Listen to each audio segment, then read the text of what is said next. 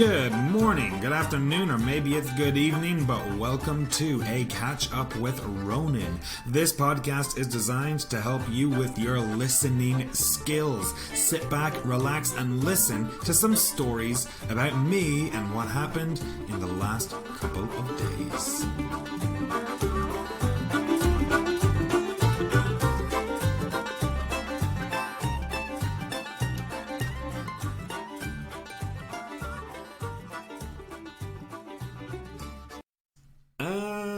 Welcome back to A Catch Up with Ronan number 2.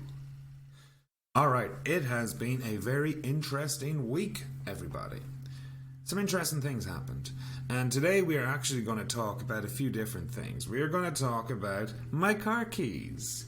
We're going to talk about my plan for the weekend or even for the summer. We got to talk about racism and just generally what I did last week. So as you know, I just write some rough notes on paper. I don't make detailed notes for this podcast, so I don't know where it's going to go. I have a plan, but one thing that's great about this and what's great about life in general, you can always change the plan. So, let's get started with my car keys, my fuck up, my big mistake. So as I told you last podcast, I have lost my car keys. Somewhere between my apartment and my car, they've gone missing, and they haven't turned up anywhere. I've turned my apartment upside down looking for them. I've checked every drawer, every sock, every pocket, every camp equipment, every little piece of camp equipment I have checked, and it has not turned up anywhere. No sign of it. So, for the last week, or last 2 weeks now, I think, myself and my partner have been carless. No cars.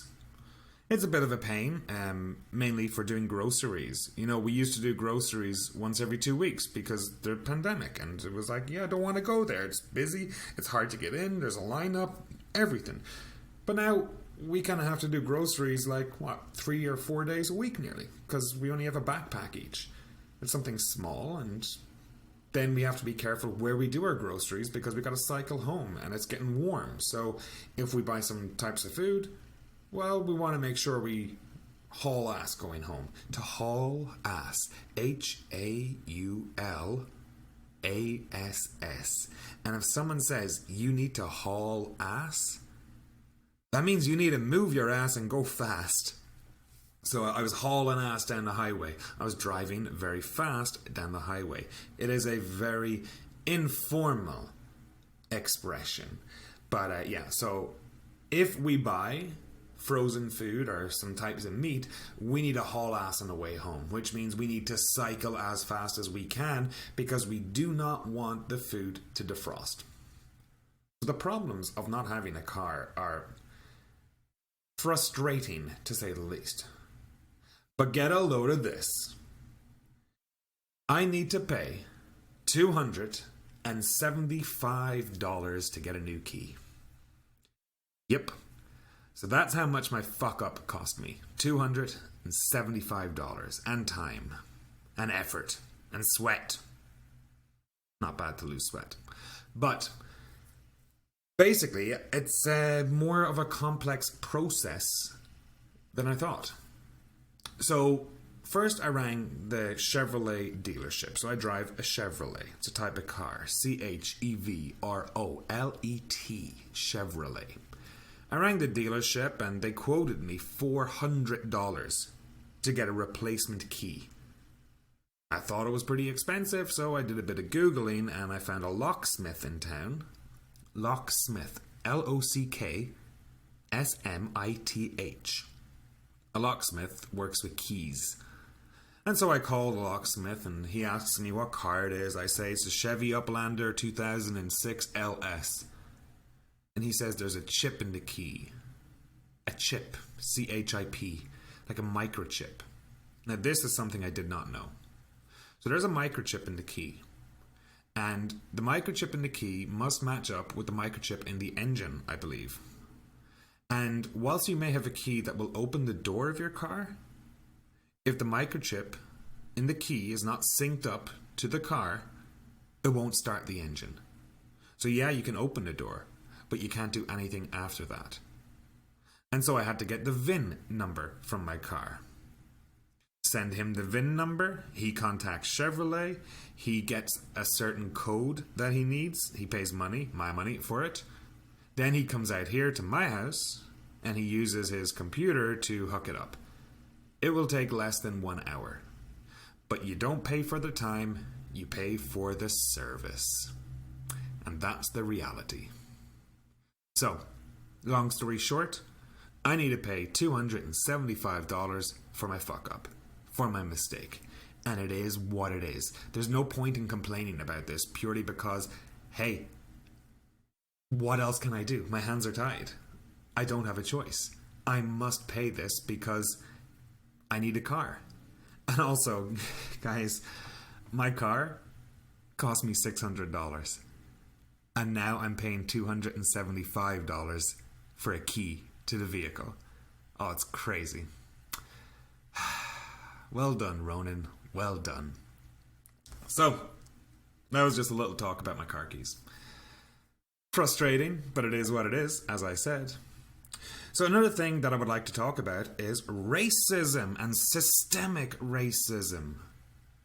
So this is a huge theme in North America right now, and I have no idea where you are. I have no idea where you are listening from, and this may not be relevant for your country.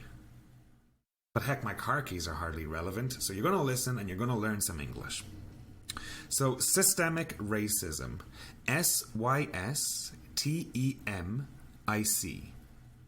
Systemic racism is when there is racism in the system of society, essentially.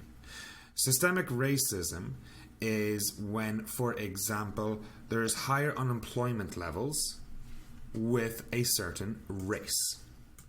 Just give me 1 second, because I had this open on my computer. I should have had it open because there was 1 or 2 things I really wanted to say about it.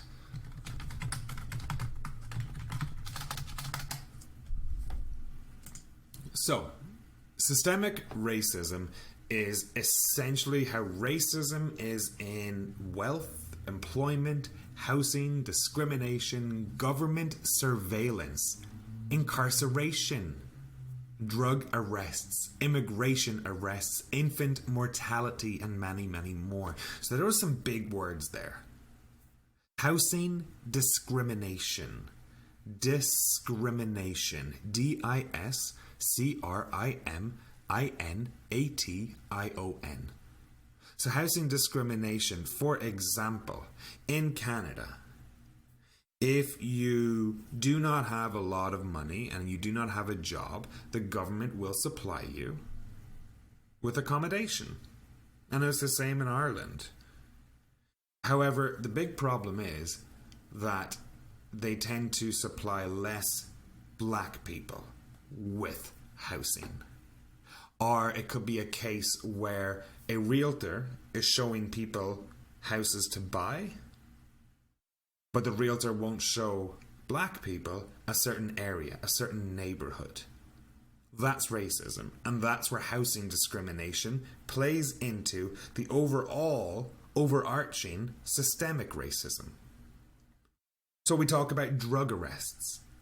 And in Canada, it is a ludicrous number for the amount of black people who are convicted, arrested for drug-related incidents compared to white people.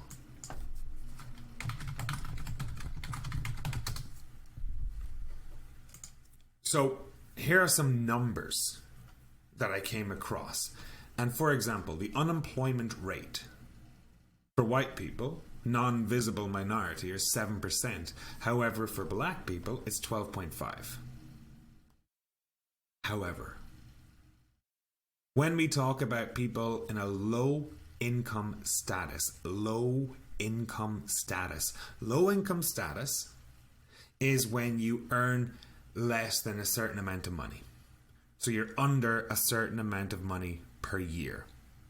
And in Canada, 23%, almost 24% of the black population are living in low income status, whilst only 12% of not a visible minority, or white people, are living in low income status. So that's just an interesting statistic. And it's just interesting for me to start to understand this, because now I'm living in Canada. I'm from Ireland. It's a totally different system. We have our own problems over there. However, now that I'm living here, I'm living in Canada, I want to be a Canadian, I've applied for citizenship, I need to know this. And that's why I'm talking about it here. Well, number one, it's an extremely important issue. And number two, you are going to be exposed to maybe some terms of English which are pretty new. For example, systemic racism. So how does the system, how is racism in the system? Because black people are treated differently. Police brutality is stronger, and that's a big issue right now, especially in my neighbours in the USA.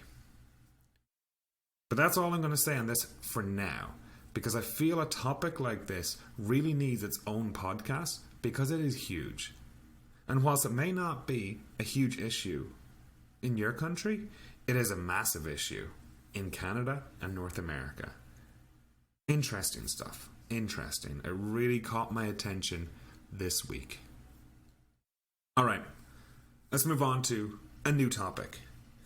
So last week, it was pretty busy for me, guys. So I'm doing my master's, as you know, and I had a presentation, I had a reflection, and I have 2 group projects coming up. I can't wait for June 21st.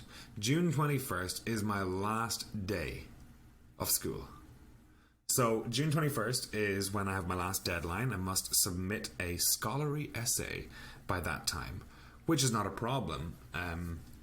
But come June 21st, I'm going to have so much free time, and I can't wait. Last week, I spent a lot of time on the beach. I tend to go there just to relax. I need a break. I usually go in between classes sometimes. So I might take a long lunch, or I might just go right there in between classes, for example, maybe at 5 p.m. before my 6:30 p.m. class begins or something. I like to just go down there, relax, I can't even read a book. I'm always reading master's papers. But go down, chill, and soon, very, very soon, I'll be getting in the water, which I'm excited for. Before the pandemic kicked off, I was swimming maybe 5 or 6 times a week. It was a lot of fun. I'm a fish, guys. I love swimming. But, of course, the pandemic hit and, well, the swimming pools had to close. So now I will go to the lake, but even up until, end of May or mid-June, it's still not warm. It's not going to be lovely, but it's better than nothing. It's all we got. And, the last thing I want to talk about is just my plans for the weekend and my plans for the summer. So, plans for the weekend, tomorrow night there is a sporting event on, so myself and some friends might get together and watch that.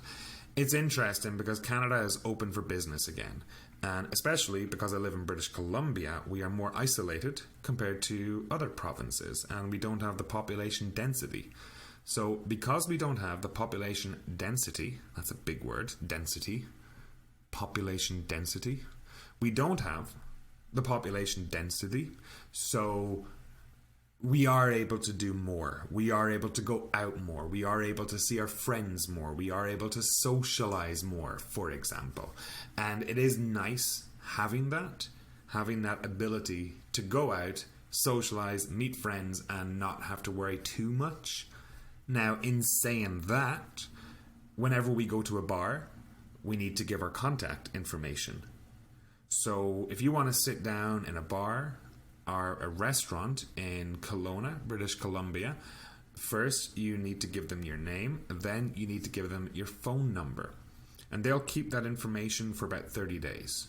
With the idea that if a person tests positive for COVID-19 and they were in that bar, and you were also in that bar, the government will call you and say, yo. Maybe not yo, but the government will call you and say, hello. you were in a bar where a person tested positive, you need to isolate for 14 days. So British Columbia is pretty much on top of it, which I'm very pleased about. And my friends were talking the last day. They were saying it didn't get bad. It was never bad. But then we had to remind them, but don't you remember? There was a good month where nobody did anything. And people tend to forget that. So a lot of people say, oh, we overreacted. There is no virus.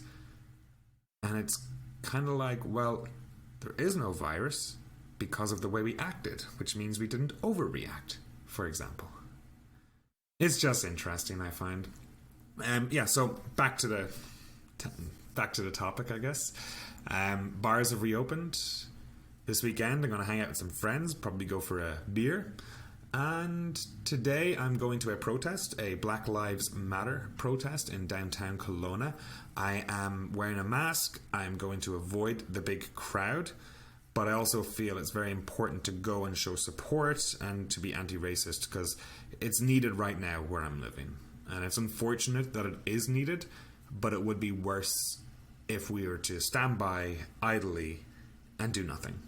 So, very interesting week, folks. So, overall, just a quick recap of this podcast. If you made it this far, congratulations and thank you for actually listening to a catch-up with Ronan.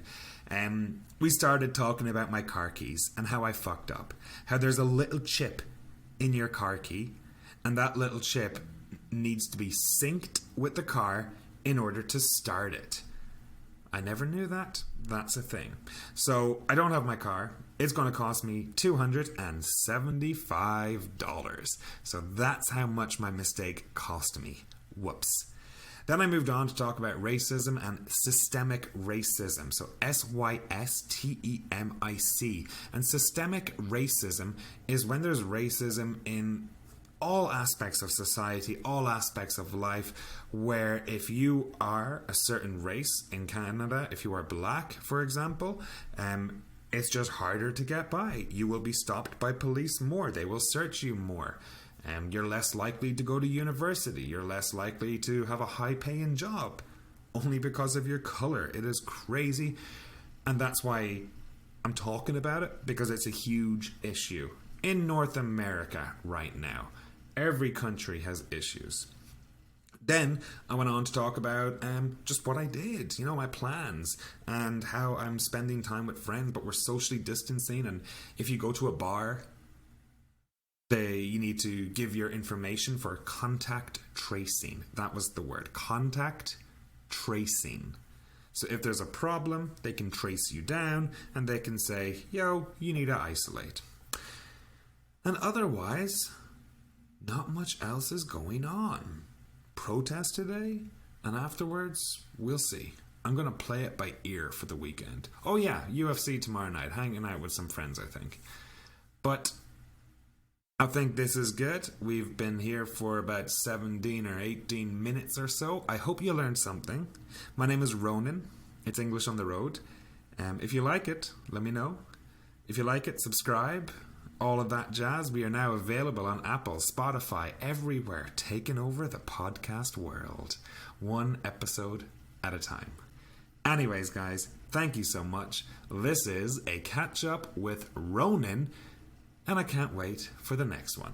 You guys have an absolutely awesome, amazing, fantastic, wonderful day, evening, night, or morning. Take care, folks.